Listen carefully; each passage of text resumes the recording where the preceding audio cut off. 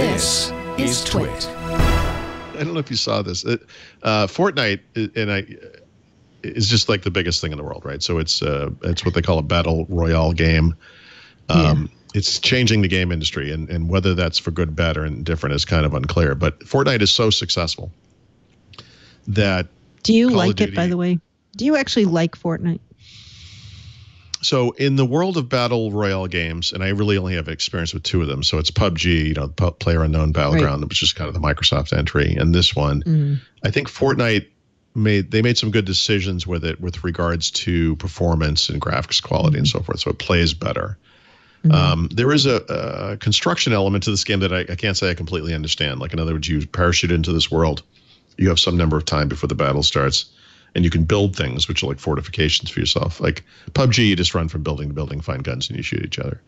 I like that kind of game better, but PUBG runs so poorly on the Xbox, I just can't play it. PUBG is a little bit more like Call of Duty. I've always sort of said that these kind of games could be a game mode in Call of Duty, and Activision is going to test that theory with the next release because they're making that battle royale mode. But I think this is the beginning of the end for Call of Duty. I think that wow, interesting. Yeah, because they've been the best-selling game every year since, I don't know, at least Modern Warfare, and it's over. And the reason it's over isn't because Fortnite is, you know, better or whatever, but what Fortnite is better at is this thing that I think is going to be the biggest thing in the world, which is eSports. And, you know, somebody on Twitter had said something to me, you know, I don't understand the notion of people sitting around watching other people play video games. And I said, well, do you sit around and watch other people play basketball or, football on TV? I mean, we do that right now. What are you talking about? It's really not that much different. And the money that's getting poured into this stuff is so enormous. I was skeptical, but I've become a believer after Fortnite. Fortnite was the one that I really enjoyed watching.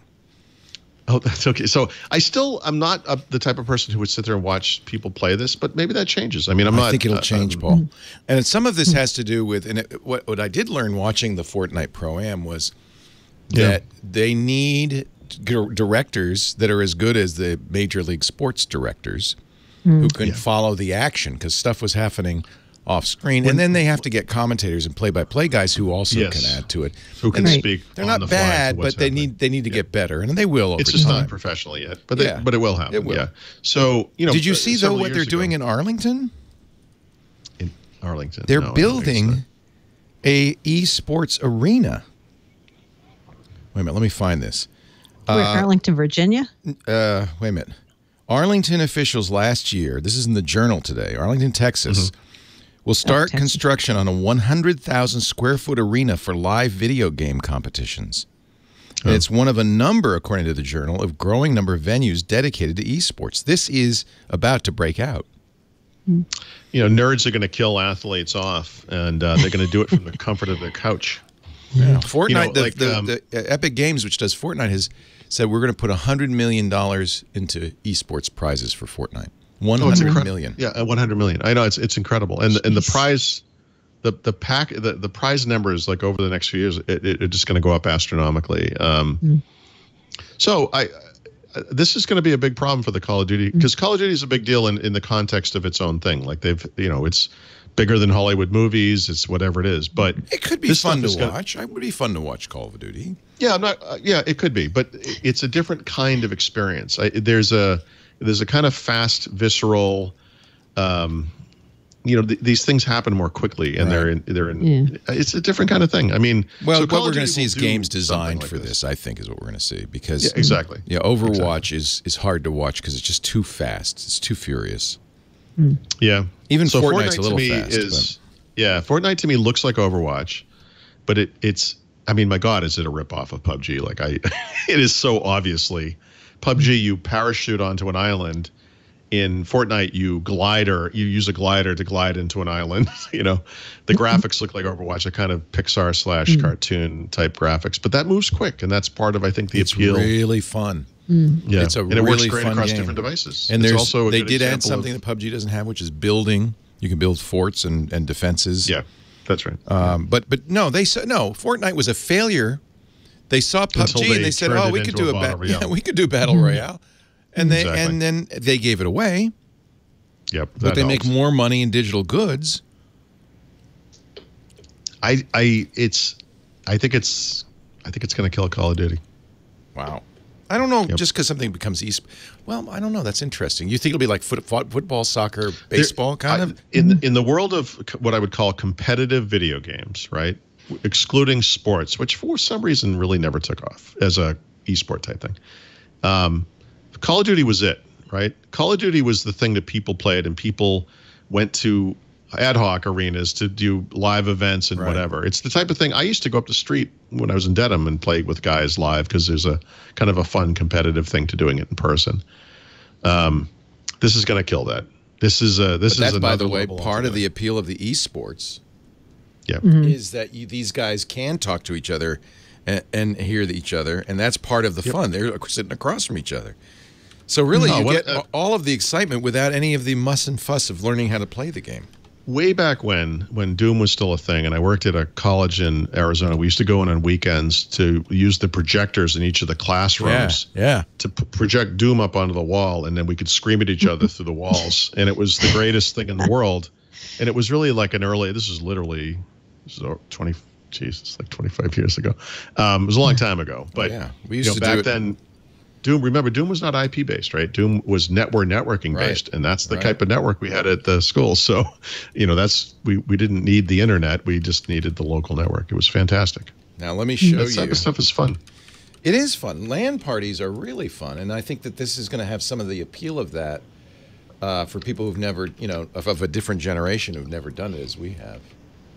Right. If I could type on this keyboard, I would show you. Well, you know who's all big into this is Dr. Pizza. Oh, yeah. Dota. Yeah, but he watches a lame game, though. That's a terrible game. He goes to Seattle for the Dota tournament every year for like days on end and sits there in an arena. Well, as far as that being a big deal, I think that Fortnite is going to exceed any esport type thing like that. This is going to be and there'll be other games, right, for sure, and different game types, but this is the breakout. This is where this goes big. I've lost control of my computer, but I could show you on the Windows machine. Don't mind the banh mi. That's just this is an arena. This is the Blizzard Entertainment Arena, 74,000 square foot arena in Burbank. But you see they're playing Overwatch. Yep. How many people can sit? I don't know. Let me see if I can find it. But it's 70. It's huge. It's some several thousands. Yeah, it's thousands. In Las Vegas, a 30,000 square foot esports arena in Las Vegas, which replaced a nightclub in the Luxor hotel. So you know what those two places have in common? They're places that could not support a professional sports team. Well, Vegas has a pretty much. Well, now they do, but very good professional sports team. But but. This is all you need is a room. Yeah. Well, and they have bleacher seats for the audience. It's not this is a lot cheaper than building a sports arena, obviously. And I would imagine the attendees probably consume far more food and beer. Yeah. Yes. Probably. Yes. Right? Yes, they do. And the difference between the so-called athletes and the people watching is a lot less from a physical fitness standpoint. Exactly. Although if you've ever been in a Niners game, it's not exactly a fit crowd. That's what I mean. In other words, at sports, the gulf is bigger, but at esports, it's a lot closer. Right.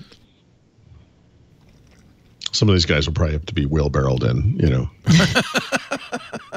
It's a different kind of thing. Watch on Mixer.